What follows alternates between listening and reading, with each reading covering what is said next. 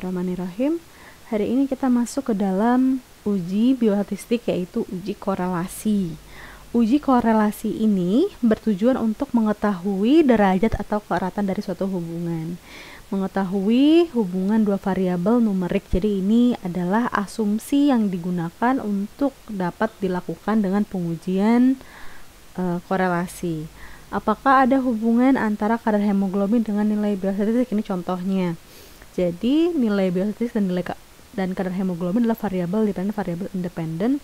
Keduanya, nilai biostatistik di sini berarti nilai bios ini harus berskala numerik. Ya, karena tadi nilainya apakah 80 ataukah 70 ataukah 75, ini skalanya adalah rasio. Sedangkan begitu juga dengan kadar hemoglobin gitu ya. Kadar hemoglobin di sini dimaksudkan bukan pada skala kategorik tapi skala numerik, yaitu kadar hemoglobin 10, 11, 12, 13 misalnya. Nah, ini adalah kadar hemoglobin. Ini dua variabel dependen dan variabel independen pada penelitian tersebut berskala numerik.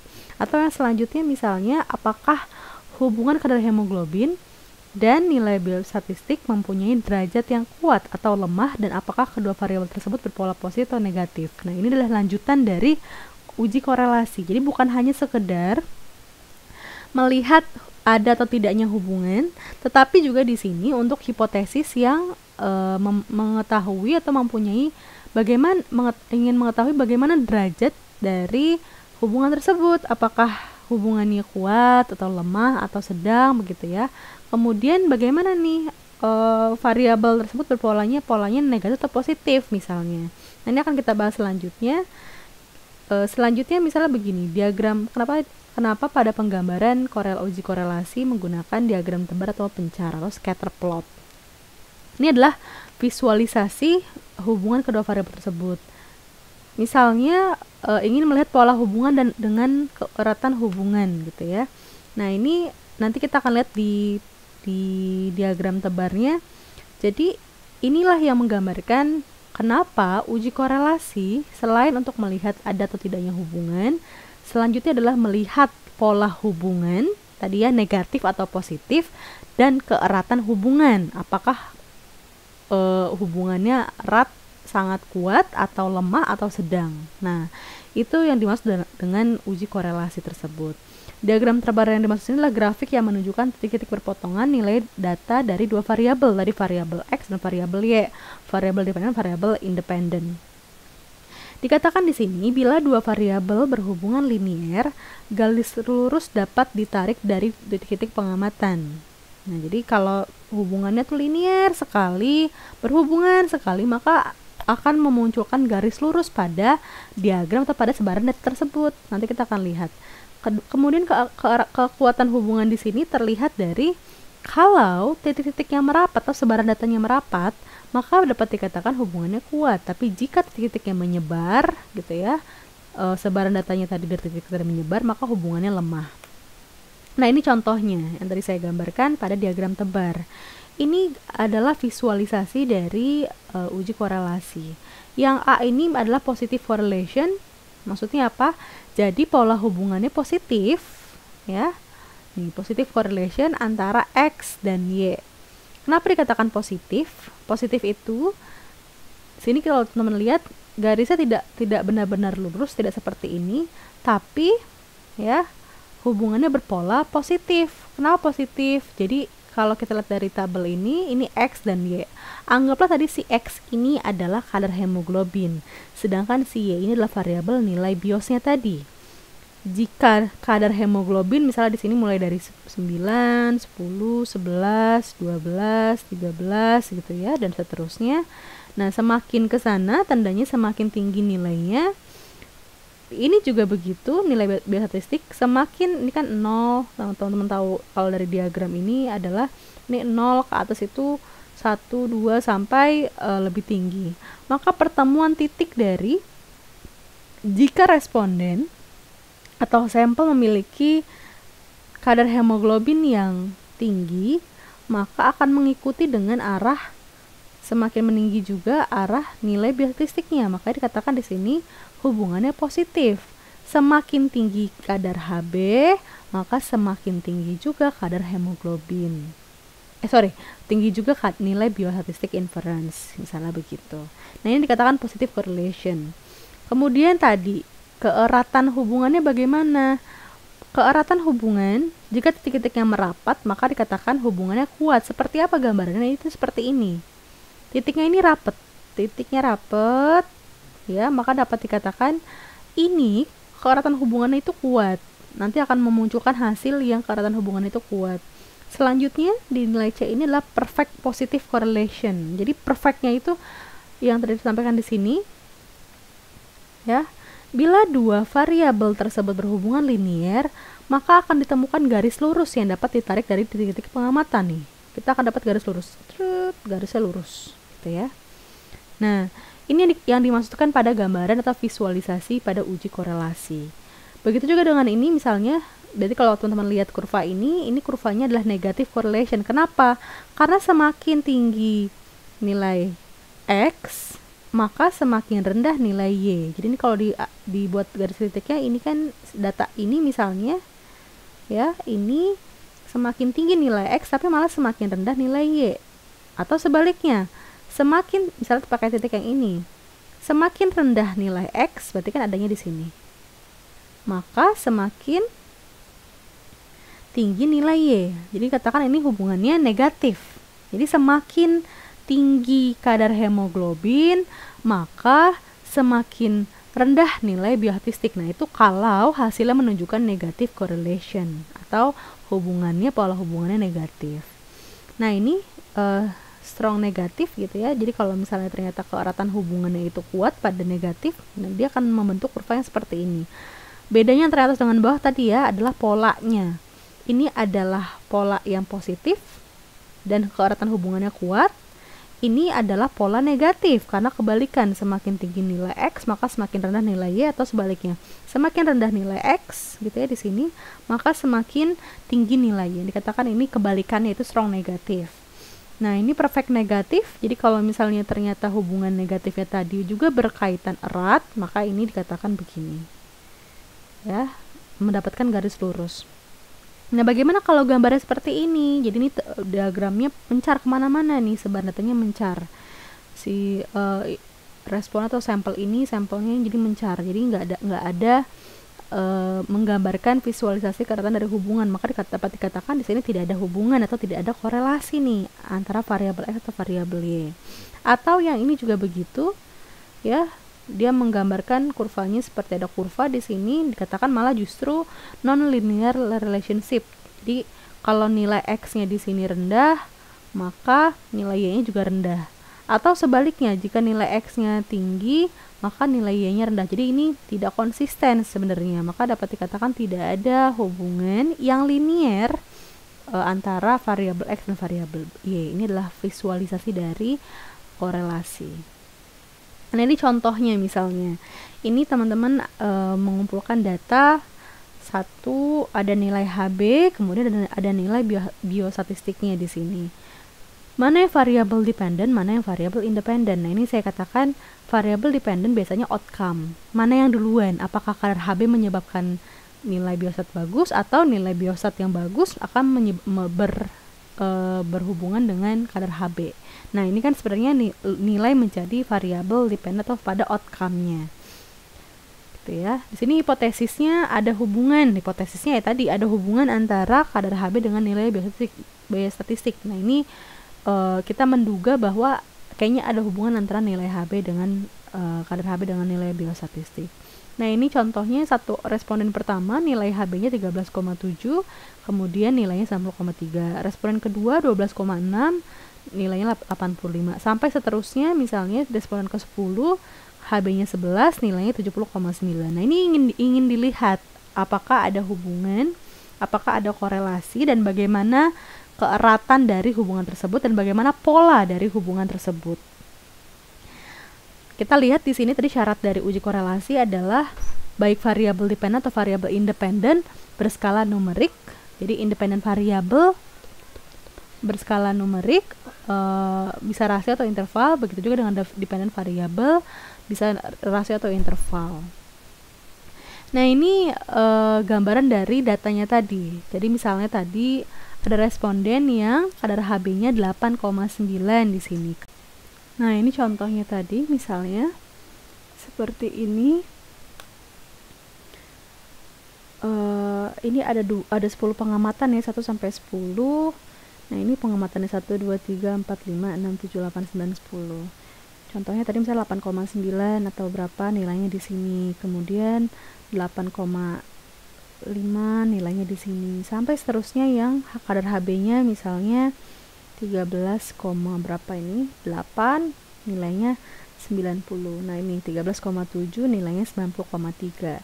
Jadi diurutkan. Ini adalah responden, berarti ini adalah responden yang pertama. Yang ini kadar Hb-nya 12, berapa? 8 misalnya 12,6, kadar nilainya 85. Nah, ini berarti responden kedua sampai seterusnya. Ya. Ini adalah gambaran atau visualisasinya dari diagram tebar. Kalau kita lihat di sini sepertinya seperti ada kecenderungan dengan pola yang positif. Jadi ada kecenderungan semakin tinggi nilai Hb, jadi semakin ke sini ya. Semakin tinggi nilai Hb, maka semakin tinggi juga nilai dari biostatistiknya di sini. Nah, ini yang dikatakan diagram tebarnya. Sepertinya kalau dari visualisasinya pola hubungan yang linear, kekuatan hubungannya terlihat dari titiknya merapat atau titiknya menyebar. Kalau kita lihat dari sini, titiknya menyebar atau merapat. Jadi ada, kalau penilaian secara subjektif itu ya kita bisa melihat sesuai dengan subjektivitas dari kita masing-masing. Kayaknya ini titiknya rapat, berarti hubungannya kuat, itu kayaknya titiknya menyebar. Nah, maka dari itu harus ada pengujian secara objektif, yaitu dengan cara perhitungan. Nah, ini hanya gambarannya saja. Jadi bagaimana koefisien korelasi atau R Pearson tadi?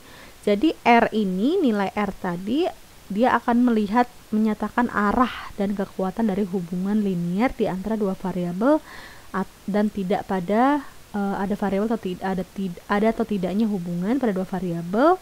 Kemudian dia juga akan melihat hubungannya kausalitas, jadi sebab dan akibat, arahnya tadi gitu ya. Tadi dikatakan sini jika arahnya positif, setiap kenaikan dari variabel X maka akan diikuti pada kenaikan variabel Y, atau arahnya negatif. Setiap kenaikan variabel X tapi diikuti oleh penurunan pada variabel Y. Nah, ini nilai dihasilkan misalnya nanti nilainya berapa gitu ya. Kalau R-nya sama dengan 0 berarti dikatakan tidak ada korelasi. Jika korelasinya R-nya sama dengan 1 maka dikatakan korelasinya sangat kuat. Tapi jika antara 0,01 sampai 0,2 dikatakan keratan hubungannya rendah, ini lemah, ini cukup, kuat, sampai seterusnya. Nah, sampai pada R-nya sama dengan 1 tadi mendapat garis lurus yang dapat kita tarik garis lurus gitu ya, miring gitu, korelasinya sempurna. Tapi ada juga pendapat lain atau dari literatur lain, ini hanya klasifikasi dari tentangnya saja yang berbeda. Jadi kalau di sini pendapat lain 0,5 sampai 1 itu masuk dalam kategori yang korelasinya kuat. Sedangkan kalau di sini masih masuk ke dalam kategori yang korelasinya cukup ya, 0,5 sampai cukup, kuat, jadi dipecah lagi. Ini hanya berbeda referensi saja. Arah korelasinya tadi jika R-nya bernilai positif maka R-nya lebih dari 0, maka tidak ada nilai nilai negatif di situ, maka dikatakan variabel berkorelasi positif. Jika R-nya kurang dari 0 maka dikatakan variabel berkorelasi negatif. Nah, ini dikatakan di sini. Apakah kecenderungan tersebut bermakna? Uji yang dapat digunakan adalah R Pearson, yaitu menggunakan uji parametrik, atau tidak ada menggunakan rank Spearman atau uji non parametrik. Pada kondisi ini ya, di sini tidak ada, kita hanya membahas pada uji parametrik, belum pada uji rank Spearman. Nah, di sini pada uji R Pearson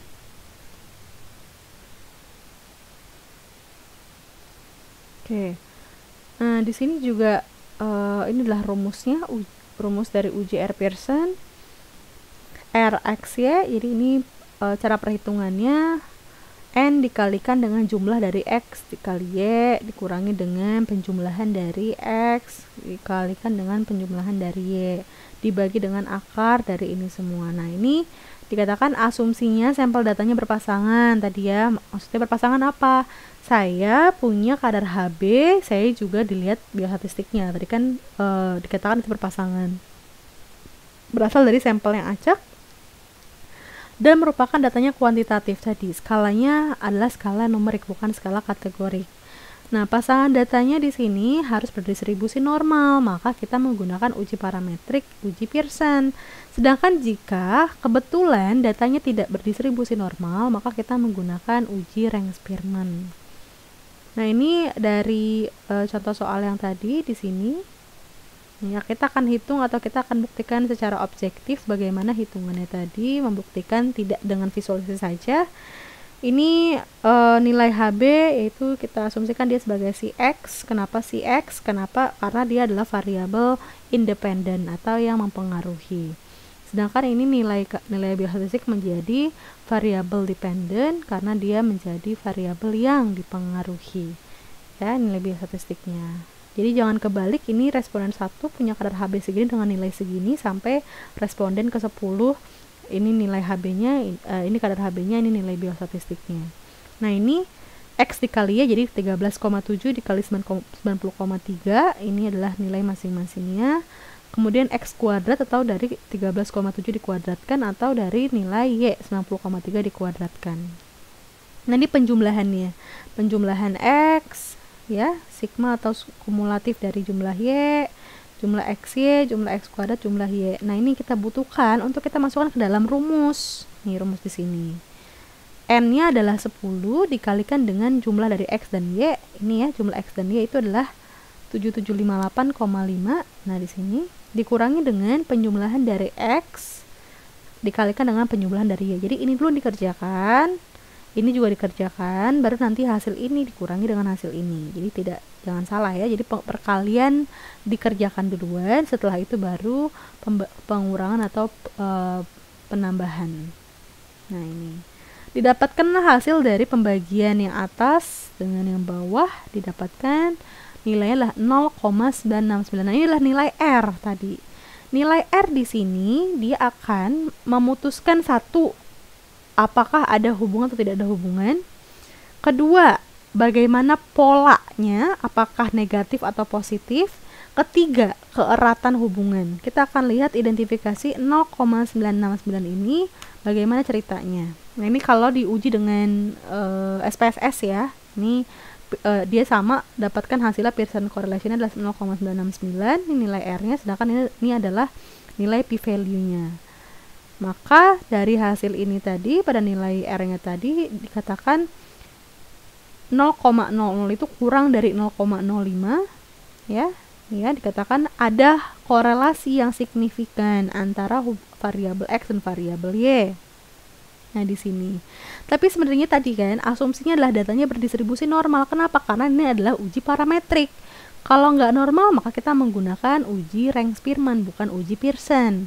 Uji Pearson digunakan pada saat distribusi datanya normal, maka kita harus nih ya, sebelum dianalisis dengan Pearson, dicek dulu normalitasnya. Ini kalau di SPSS ya. Tapi jika hitungannya manual ya, kita nggak bisa tahu, tapi kita nggak bisa tahu apakah ini gambaran normal atau tidaknya, tapi diasumsikan bahwa berdistribusi normal. Uji Shapiro yang digunakan kenapa? Karena jumlahnya hanya 10 ya. Nih, ini lebih dari 0,05, maka dapat dikatakan dia berdistribusi normal ya, untuk distribusi datanya. Nah, ini hasilnya. Oh, tadi berarti kita simpulkan 0,969 ini satu, dia ada hubungan yang signifikan. Kedua, polanya adalah positif ya. Ini dia bukan negatif. Jadi kalau minus 0,969 tandanya di sini dikatakan dia polanya negatif. Jadi minus dan plus di sini menandakan pola hubungan. Satu lagi adalah nilainya tadi 0,969. Ini hampir sampai kepada korelasi yang sempurna atau korelasi yang sangat kuat. Jadi dikatakan di sini korelasinya kuat ya. Ada hubungan yang signifikan antara variabel kadar Hb dengan nilai biostastik inference. Kemudian yang kedua, berpola positif, jadi semakin tinggi kadar Hb maka semakin tinggi juga nilai biostatistiknya. Dan yang ketiga, keeratan hubungannya sangat kuat karena dia lebih